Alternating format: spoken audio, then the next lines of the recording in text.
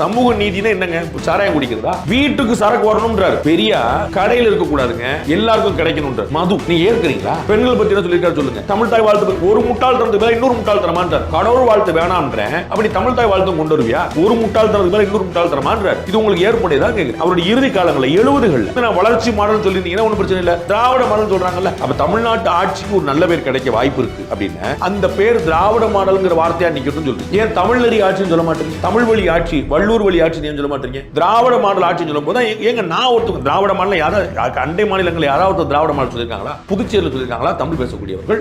கேரளாவில் சொல்லிருக்காங்களா? கர்நாடகா சொல்லிருக்காங்களா? ஆந்திராவில் சொல்லிருக்காங்களா? தெலுங்கானா எங்கேயாவது திராவிட மாடல் சொல்றாங்களா? அப்ப இதெல்லாம் உள்ளடக்கியதால யாருமே உள்ளடக்கல. அப்ப எனக்கு கிடைச்சக்கூடிய அவங்க எல்லாம் கன்னடம்ன்றாங்க, தெலுங்குன்றாங்க, மலையாளம்ன்றாங்க. அவரை ஒரு மொழியுடைய வலிமையை வந்து ஏற்கிறாங்க. இது தமிழுக்கான வலிமை மட்டும் இல்லாம நாங்க திராவிட மாடல் சொல்லி நடத்தோம். அது திராவிடியன் பாட்டியா தமிழ் பாலிடிக்ஸ் சொல்ல வேண்டியதானே? நார்த் இந்தியாவில் பேசும்போது தமிழ்நாடு கவர்மெண்ட் சொல்ல வேண்டியதானே? திராவிடியன் கவர்மெண்ட் ஏன் சொல்ல வைக்கிறீங்க? ஐமா திராவிடியன் சாக்குன்னு போய் அண்ணா பேசுறாரு, ஏன் தமிழ் சாக்குன்னு சொல்ல வேண்டியதா? சீமான் பேசிய எதுவுமே புதிதல்ல.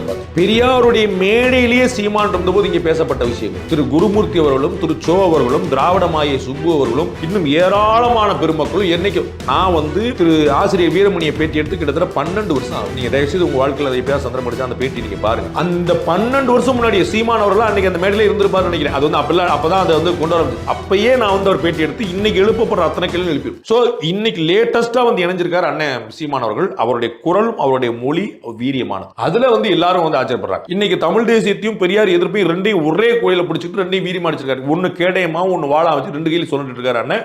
அது நல்லா வீச்சு போயிட்டு சீமான் பெரியார் திராவிட இயக்கங்களுடைய விஷயத்துல நியாயம் சீமான் பக்கம் இருக்குன்னு காமன் மேனுக்கு தெரியும். அதனால தான் இவங்க வந்து பழைய விஷயத்தெல்லாம் கிளறி கிளறி இன்னும் வெகமெண்டா அடிக்க பாக்குறாங்க. ரொம்ப எளிமையான விஷயம். பெரியார் இப்படி பேசினார் அப்படின்னா பெரியார் தெரியாம பேசிட்டார் இல்ல.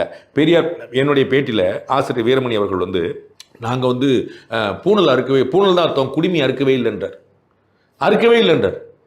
அறுத்து நாங்க மூட்டையா அனுப்பணும்னு அவருடைய தம்பிகள் சொல்றாங்க. உங்களுக்கு புரியுங்களா? நாங்க அனுப்பலன்னு அந்த மறுக்க வேண்டியது. சுபவீரபாண்டியன் ஆசிரியர் அவர்கள் வந்து சேலத்தில் நாங்க வந்து ராமருக்கு செருப்பு மாலை போடலன்றார். இது வெல்கமிங் மூன்ற நாங்கள் செய்தோம் எதெல்லாம் நீங்க பெருமையா பேசுனீங்களோ அதெல்லாம் நாங்க செய்யலன்னு சொல்ல மறுக்க வேண்டிய நிலைமை வந்துருச்சுல. I am ஹாப்பின்றேன். அதே போல பெரியார் அப்படிலாம் பேசலன்னு சொல்லிருங்க, இல்ல தெரியாம பேசிட்டாருன்னு சொல்லிருங்க, இல்ல அந்த காலத்துக்கு ஏதோ பார்த்துட்டு ஒன்றும் பிரச்சனை இல்லை. இன்னும் சீமானவர்கள ஒரு செகண்ட்ல காலி பண்ணிடலாம். புரியுங்களா? அதெல்லாம் எல்லாத்தையும் எல்லாம் ஏற்க முடியுமாங்க? அந்த காலத்தோட சொன்னாருங்க, அதை விட்டுருங்க, நாங்க இப்ப ஏற்கல. நீங்க அதை ஏற்கிறோம் சொல்லி நடிக்கும் போது தான் மாட்டிக்கிறீங்க. அதான் பெரிய நான் உங்களுக்கு கேட்டல, பெரியார் சொந்த நீங்க ஏற்கிறீங்களான்னு சொல்லுங்க, சீமான் சொந்த விட்டுருங்க. பெரியார் சொன்ன தத்துவத்தை நீங்க இருக்கிறீங்களான்னு சொல்லுங்க, அதே பதில் சொல்ல மாட்டாங்கல்ல. அப்ப அந்த காமன் நினைச்சுக்கிறான் அவனுக்கு வந்து உங்களை மாதிரி வந்து பயங்கரமா பேச தெரியாது, சிந்திக்க தெரியாது. அவன் வந்து அழகா யோசிச்சான். இதுல வந்து நியாயம் இருக்குப்பா. இவர் வந்து சும்மா ரவுண்டு அடிக்கிறாங்க. அப்ப நீங்க வந்து சீமான் பக்கம் சரி இருக்குன்னு அவங்க புரிஞ்சுக்கிறாங்க.